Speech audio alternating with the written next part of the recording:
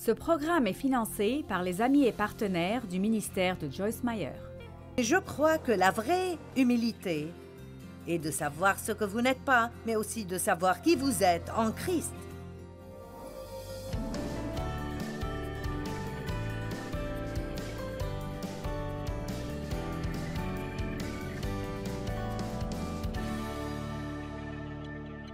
Combien d'entre vous ont juste une vision pour votre vie? Vous voulez faire quelque chose de grand? Eh bien, combien d'entre vous sont juste frustrés par combien de temps ça prend? Eh bien, je comprends. Oui, je comprends vraiment. J'ai enseigné des études bibliques à la maison il y a 40 ans. La première avait 12 personnes. Et j'ai enseigné cela pendant 5 ans. Et puis, au milieu de cela, nous avons ajouté une autre alors. Pendant 2 années et demie, j'enseignais 2 études bibliques à la maison. Et je veux dire, je pouvais prêcher à peu près comme je le fais maintenant. Et j'étais coincée dans mon salon avec 25 personnes. J'ai abandonné mon travail à temps plein pour étudier et j'étais dans le besoin financièrement. Je ne prenais rien pour l'enseignement des gens, bien sûr, et c'était des années éprouvantes dans ma vie, et nous en avons tous besoin. La pire chose que nous pouvons faire est de promouvoir un nouveau converti à un poste élevé. La Bible dit que leur jugement sera obscurci et qu'ils seront pleins d'orgueil. La Bible amplifiée dit qu'ils deviendront remplis d'orgueil. Donc, ne pensez pas, maintenant écoutez, ne pensez pas que juste parce que vous avez un talent, vous devez être promu à une position parce que le caractère est beaucoup plus important que le talent.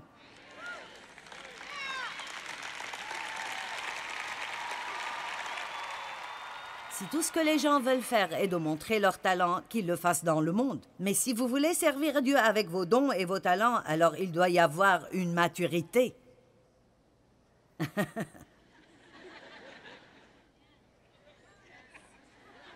Si vous regardez le conducteur de louange dans votre église en vous sentant gêné parce que vous n'avez pas été choisi, en pensant « je pourrais chanter beaucoup mieux qu'elle », c'est exactement pour cela qu'elle est là et pas vous.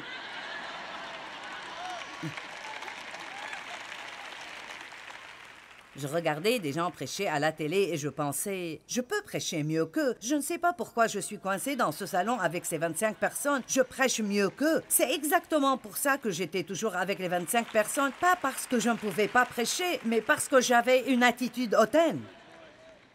Allez.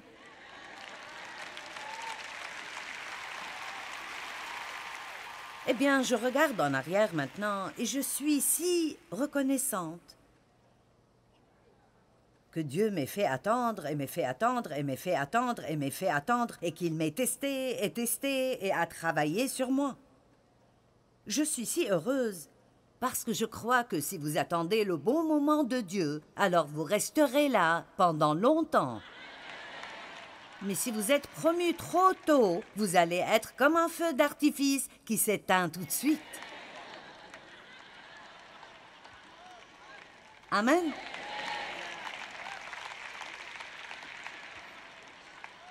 Deutéronome chapitre 8 m'a sauvé. Maintenant, je sais que Jésus m'a sauvé, mais j'ai eu tant de révélations de Deutéronome chapitre 8. C'est un chapitre si merveilleux dans la Bible. Versets 2 et 3. « Tu te souviendras ardemment tout le chemin que l'Éternel ton Dieu t'a fait parcourir pendant ces 40 ans dans le désert, afin de t'éprouver et savoir si tu allais ou non obéir à ses commandements. Oui, il t'a fait connaître la faim et il t'a nourri avec cette manne que tu ne connaissais pas et que tes ancêtres n'avaient pas connue. De cette manière, il voulait t'apprendre que l'homme ne vit pas seulement de pain, mais aussi de toute parole prononcée par l'Éternel. Donc Dieu a fait que tous ces Israélites soient coincés dans le désert et ils n'avaient aucun moyen de s'occuper d'eux-mêmes. Et ils devaient dépendre de Dieu. Et il ne les a pas menés par le chemin facile, il les a menés par le long chemin difficile, mais il avait un but.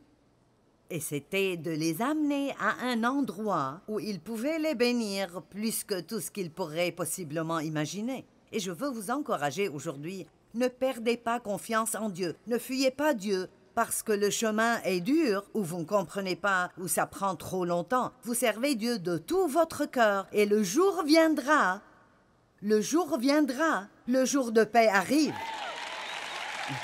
Amen.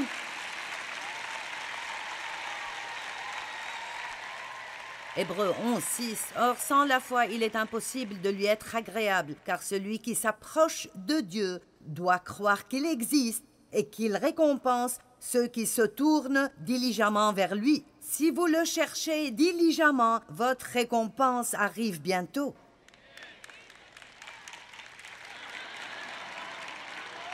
Et au lieu d'être énervé parce que vous ne recevez pas ce que vous voulez quand vous le voulez, remerciez Dieu parce que son timing est parfait et montrez-lui que vous savez que quand vous êtes prêt, il vous ouvrira les fenêtres du ciel et vous promouvra à l'endroit où il veut que vous soyez.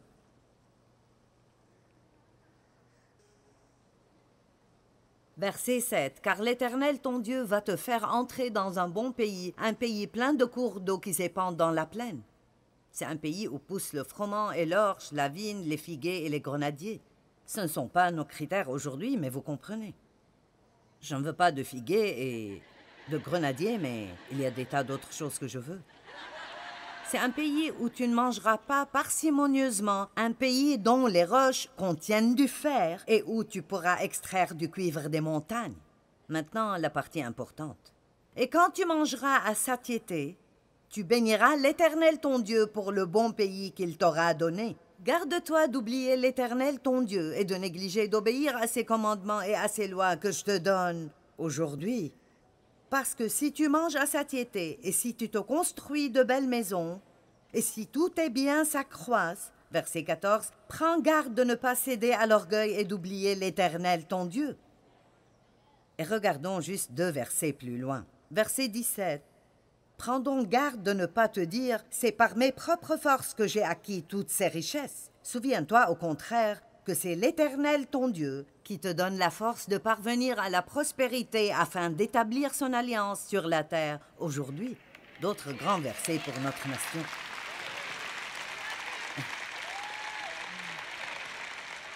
Cette nation n'est pas devenue ce qu'elle était parce que nous sommes puissants, mais parce que nous servons un grand Dieu. Amen, une lumière pour les autres nations. Et maintenant, les gens se moquent de nous. Ils pensent que nous sommes ridicules. Il y avait un temps où nos ennemis avaient peur de nous. Ce n'est plus le cas maintenant, et c'est pour la simple raison que les gens se détournent de Dieu. Et je veux vous dire ceci, nous faisons partie d'un restant que Dieu a, qui peut toujours glorifier son nom. Et nous sommes très privilégiés et très bénis d'être vivants en ce jour. C'est le pire des temps et le meilleur des temps, et je crois que nous pouvons avoir une grande récolte, mais il faudra que nous sortions dans le monde et que nous laissions notre lumière briller. Cela veut dire que nous devons arrêter de penser à nous-mêmes et ce que nous voulons. Nous devons nous réveiller chaque jour en disant « Dieu, que puis-je faire pour toi aujourd'hui? Que puis-je faire pour toi aujourd'hui ?» Et j'espère que ceci vous parle et que vous comprenez. Maintenant, l'orgueil peut aussi arrêter Dieu de nous aider parce que Dieu peut seulement aider les humbles. Jacques 4, 6.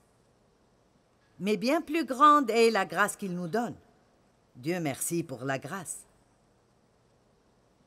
La puissance du Saint-Esprit. Donc la grâce n'est pas juste la faveur imméritée, mais c'est la puissance du Saint-Esprit qui fait que des choses arrivent dans ma vie que je ne pourrais pas faire arriver.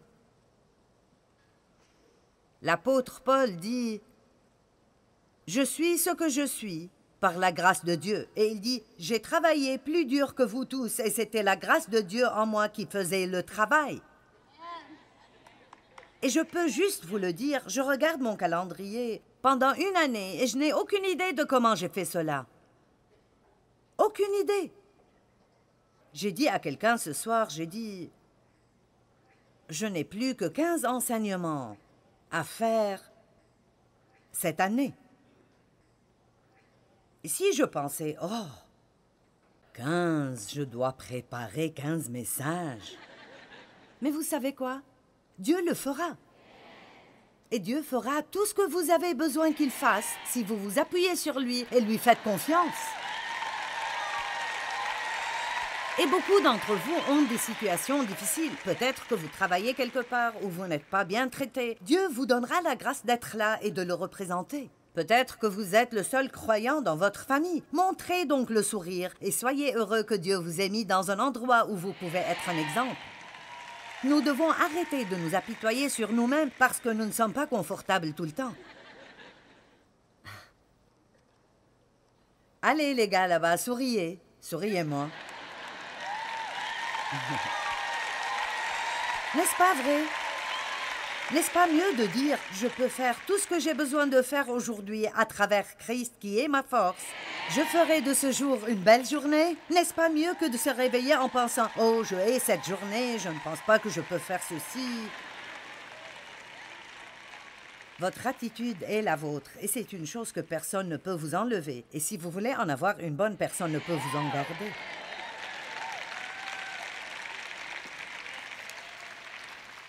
Bien plus grande est la grâce qu'il nous accorde pour contrer cette mauvaise tendance entièrement. C'est pourquoi il dit « Dieu s'oppose aux orgueilleux et aux prétentieux, mais il accorde sa grâce continuellement aux humbles, ceux qui sont assez humbles pour la recevoir. » Donc voici ce qui arrive. « Seigneur, aide-moi. » C'est comme ça que la prière fonctionne. « Aide-moi. » Je veux dire, il y a des années et des années... Et je me souviens toujours de cela. C'était il y a, je ne sais pas, près de 25 ans. Le ministère était établi, mais il était très petit. J'allais partout dans le monde pour prêcher à tous ceux qui écouteraient. Et... oh mon Dieu, je travaillais si dur. C'est étonnant que je ne sois pas morte juste à cause du surmenage. Et... je me souviens avoir près d'une année entière dans ma vie où je disais tout le temps « Dieu, aide-moi. » Dieu, tu dois m'aider. Et je ne savais même pas ce pourquoi j'avais besoin d'aide. J'avais juste besoin d'aide. Je veux dire, j'étais juste si profondément consciente que si Dieu ne m'aidait pas, je serais dépassée par les événements. Combien d'entre vous sentent que vous êtes dépassés par les événements et vous ne savez juste pas quoi faire? La plus grande prière à prier, Dieu aide-moi. Dieu aide-moi, aide-moi, aide-moi. Dieu aide-moi. Seigneur, aide-moi.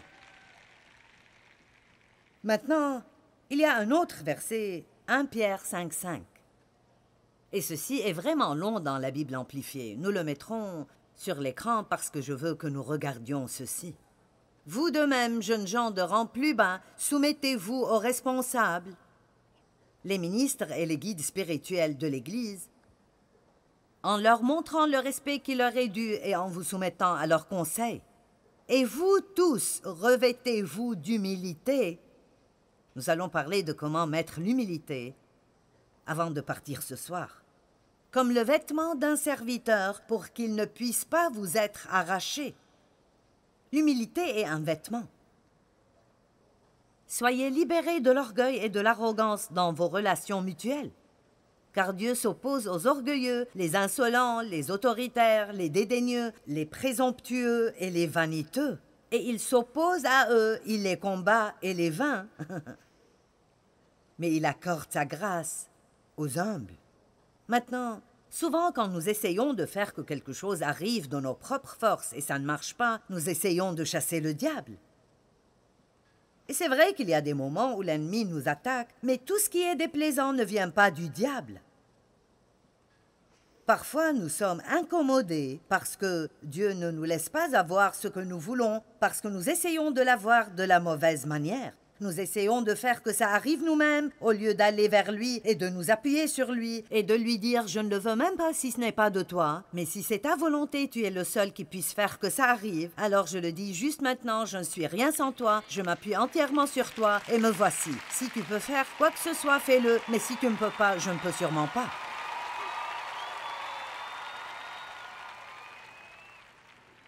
Est-ce que quelqu'un reçoit la révélation dont vous avez besoin pour changer vos prières? Mon Dieu, combien priez-vous et cherchez-vous Dieu pour l'humilité?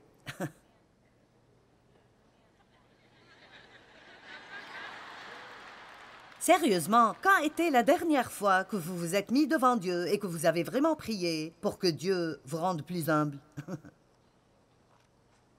Je veux dire, j'avais une saison de prière comme cela il y a 2 ou 3 semaines et ça m'a fait peur. C'est un peu effrayant quand vous priez comme cela, parce que le problème de l'orgueil est qu'il se cache. Vous ne savez pas que vous l'avez. Et alors, demandez à Dieu de le révéler est un peu comme une épreuve effrayante. Mais Andrew Murray dit ceci, il dit que l'humilité est la plus grande de toutes les vertus, mais elle ne viendra pas à nous sans des saisons spéciales de recherche et de prière et d'études dans cette région.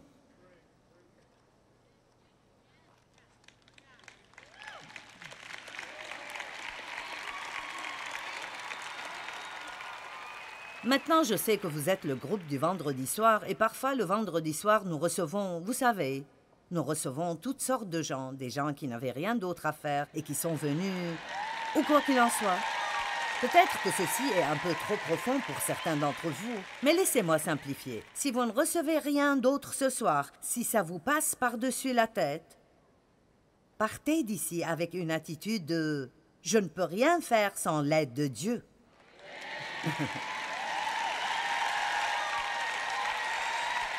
Je ne suis rien sans Dieu. Je ne suis rien sans Dieu. Et j'ai besoin de m'assurer que je ne maltraite personne parce que je suis meilleur que personne d'autre. C'est un bon commencement. Donc, si vous ne prenez rien d'autre, rappelez-vous ces 2 petites phrases. Vous êtes de bonnes personnes, mais vous n'êtes meilleur que personne et moi non plus. Amen. Juste le fait que je suis sur l'estrade n'impressionne pas Dieu. Il m'a mise ici, mais il n'est pas impressionné parce que je suis là, parce qu'il nous aime tous également, et tout ce que nous pouvons faire est ce que Dieu nous donne la grâce de faire. J'aurais aimé pouvoir chanter comme Phil, mais Dieu ne m'a pas donné ce talent. J'aurais aimé pouvoir jouer sur 4 instruments, mais Dieu ne m'a pas donné ce don. En fait, j'aurais aimé pouvoir tout faire. J'aurais aimé pouvoir prêcher et chanter et jouer et juste être un spectacle solo.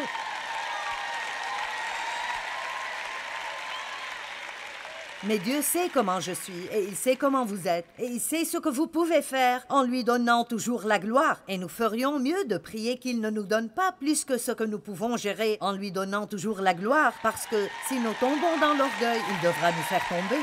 Je ne veux pas plus d'argent que je ne peux avoir tout en glorifiant Dieu. Je ne veux pas plus de pouvoir que je ne peux avoir tout en glorifiant Dieu. Je ne veux pas plus de popularité que je ne peux avoir tout en glorifiant Dieu. Ne veuillez rien que vous ne pouvez pas avoir en gardant Dieu en premier dans votre vie.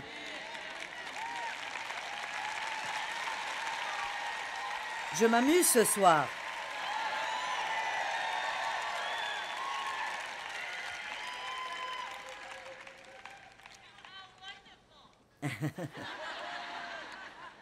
Andrew Murray a dit « L'humilité est un endroit de dépendance entière sur Dieu. » Le manque d'humilité est une explication suffisante pour tout manque et échec. L'humilité n'a jamais eu la place d'importance suprême qui lui appartient, et j'ai ajouté « excepté dans la vie de Jésus ». Il est notre exemple. Il n'y a rien d'aussi dangereux que l'orgueil. Il est naturel pour nous, il est insidieux et nous est caché. La douceur et l'humilité étaient des marques distinctives des vrais disciples de Christ. Pierre avait un problème avec l'orgueil et il a dû être abaissé, mais après cela, il est devenu un homme audacieux. 3000 personnes sauvées en un jour. Demandez à Dieu de vous changer et de vous transformer. Priez si vous avez un esprit hautain ou si vous maltraitez les gens. Et certains pensent, je n'ai pas de problème d'orgueil. Mon problème est que je pense que je ne suis rien. Eh bien, vous devez savoir qui vous êtes en Christ, ceci est sûr. Mais je crois que la vraie humilité et de savoir ce que vous n'êtes pas, mais aussi de savoir qui vous êtes en Christ.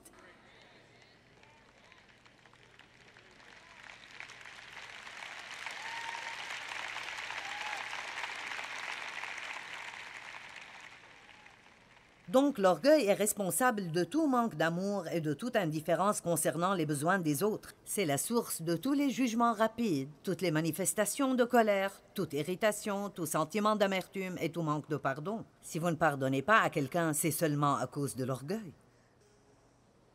C'est facile pour nous d'oublier combien Dieu doit nous pardonner.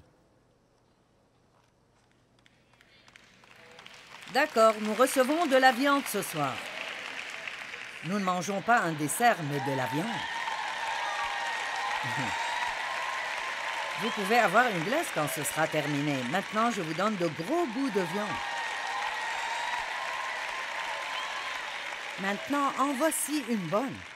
Ceci, j'ai quelque chose à la fin de ceci qui est juste pour les hommes. La première partie est pour nous tous. Les choses qui paraissent insignifiantes dans la vie de tous les jours sont les choses importantes. Elles sont les tests de l'éternité parce qu'elles prouvent ce que l'esprit de l'homme est, et si c'est l'orgueil ou l'humilité qui nous possèdent. C'est dans les temps où nous sommes sans garde que nous montrons vraiment qui nous sommes. Je ne suis toujours pas arrivé à la partie pour les hommes, mais ceci est pour tout le monde. Ce n'est pas comment nous nous comportons dans l'Église qui montre notre vraie nature. C'est comment nous nous comportons à la maison derrière les portes fermées, quand nous pensons que personne ne regarde. Maintenant, ceci est pour les hommes.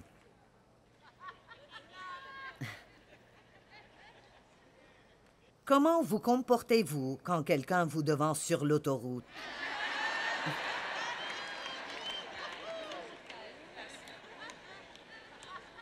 Eh bien, ça doit être une femme.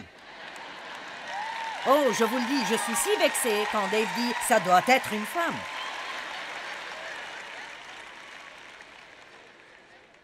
C'est un problème d'attitude.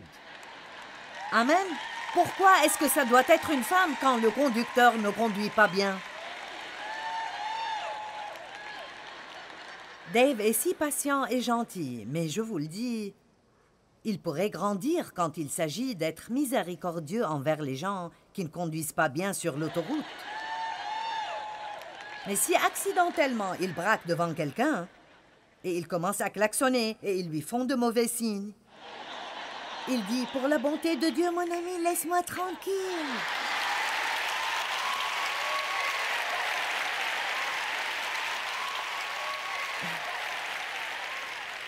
Laisse-moi tranquille. Mais si quelqu'un lui fait la même chose, il ne devrait pas avoir de permis et il devrait arrêter de conduire. Et c'est une femme. Ouf. Laissez-moi vous demander, est-ce que quelqu'un vous a fait du mal et vous portez toujours de la rancune? Vous savez, tout ce que nous devons faire est de nous humilier et de dire « Dieu, je veux pardonner, même si je ne le ressens pas et même s'il ne le mérite pas, je veux t'obéir à toi. » Vous savez, c'est l'orgueil qui fait que nous regardons toujours ce que d'autres personnes nous font sans réaliser que parfois nous blessons d'autres personnes aussi et nous sommes si reconnaissants que Dieu nous pardonne, alors faisons la même chose pour d'autres. Vous savez, je crois que le fruit de l'esprit est extrêmement important. Quand le Saint-Esprit vient dans notre vie, il veut travailler en nous pour développer ce fruit dans nos vies, l'amour, la joie, la paix, la patience, la bonté, la bienveillance, etc.